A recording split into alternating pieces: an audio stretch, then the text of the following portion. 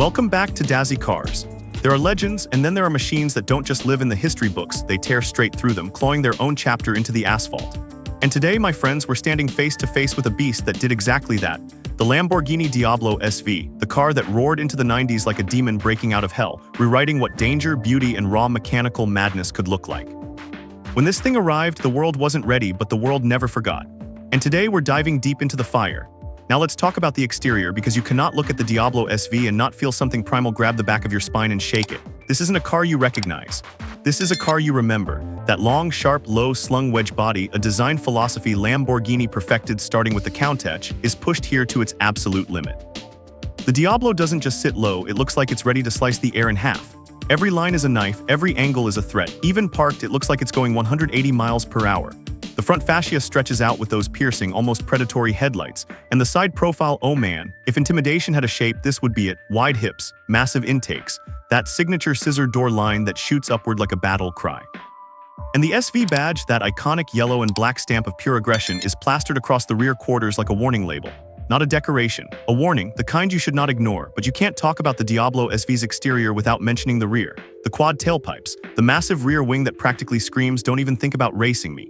The tail lights that glow like the eyes of something alive. The stance that looks like the earth itself is bending under its weight. Lamborghini didn't design the Diablo SV to be attractive. They designed it to be unforgettable, to haunt the dreams of anyone who saw it once. To remind the world that Italy doesn't build cars, it builds weapons. Moving inside, the interior feels like stepping into a cockpit designed for someone who lives dangerously close to the edge. This is not the warm, luxury-filled environment of modern supercars. This is the 90s, a different era. Time when cars didn't apologize for being uncomfortable, they apologized for not being fast enough. The leather wraps around the seats like a tight racing suit, hugging you in place whether you're cruising through LA or blasting down an empty Nevada highway. The dashboard has that old-school Lamborghini charm, angled, driver-focused, slightly chaotic, slightly dramatic, and absolutely perfect. You get analog gauges, real switches, tactile buttons. Nothing is fake. Nothing is digital. Nothing is forgiving. And sitting in the Diablo SV with that tiny rear visibility, that snug cabin, that engine breathing just inches behind your skull, you feel alive, maybe more alive than you feel in any modern machine. You feel like everything could go wrong, but also that everything is exactly as it should be. And speaking of behind your skull, let's talk about the heart of this monster. Because the Diablo SV doesn't whisper, it doesn't purr. It roars with a naturally aspirated 5.7-liter V12 that shoves out around 530 horsepower depending on the year and tune. A V12 so raw, so loud, so violent that modern EV drivers would need therapy after hearing it. This engine wasn't smooth, it wasn't quiet, it wasn't calm. It was the automotive equivalent of a fist through a brick wall. You didn't accelerate in a Diablo SV, you held on and tried not to lose your soul. The rear-wheel drive layout made sure the Diablo never behaved like a tame animal. It kicked, it slid, it fought you. But when you mastered it, when you learned how to handle that massive V12 throwing its full weight against the rear wheels, oh man, the reward was something beyond numbers, beyond specs, beyond anything logical. This car delivered an emotional high that no modern traction-controlled supercomputer could ever replicate. It handled like a wild animal because that's exactly what it was. Lamborghini didn't engineer the Diablo SV to be safe, they built it to be legendary. Now let's glide into the tech and comfort, or rather the minimal amount of it. This was the 90s, sure, but Lamborghini didn't exactly go for luxury. You had air conditioning sometimes, a radio if it felt like working, power windows if the gods were on your side, but that was the charm. The Diablo didn't babysit you. It didn't distract you, it didn't try to be your friend. The only thing it offered you was speed, violence, sound, and the kind of adrenaline rush you might tell your grandkids about. And that brings us to safety, which in Diablo SV terms means don't crash. There were no modern driver assists, no lane departure warnings, no gentle beeps telling you something is wrong. This car expected you to know what you were doing. You got ABS, seat belts, a strong frame, and the hope that you respected the machine enough not to push it beyond your skill. In today's world of digital nannies, the Diablo feels like a samurai sword with no scabbard. Sharp, beautiful, deadly in the wrong hands. As for pricing, oh boy, when new, the Diablo SV wasn't just expensive.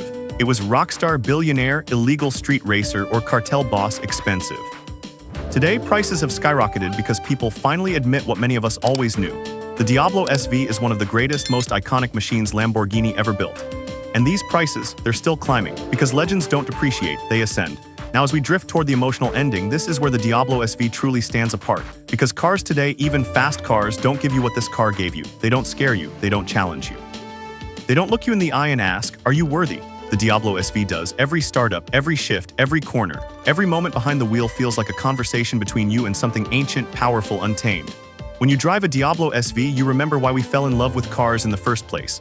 Not because they were convenient, not because they were comfortable, but because they made us feel alive in ways nothing else could. If you've ever seen one on the road, you know what I mean. That presence, that aura, that raw, unfiltered personality modern cars are terrified to have. This car doesn't care how efficient it is, how aerodynamic it is, or how futuristic it is.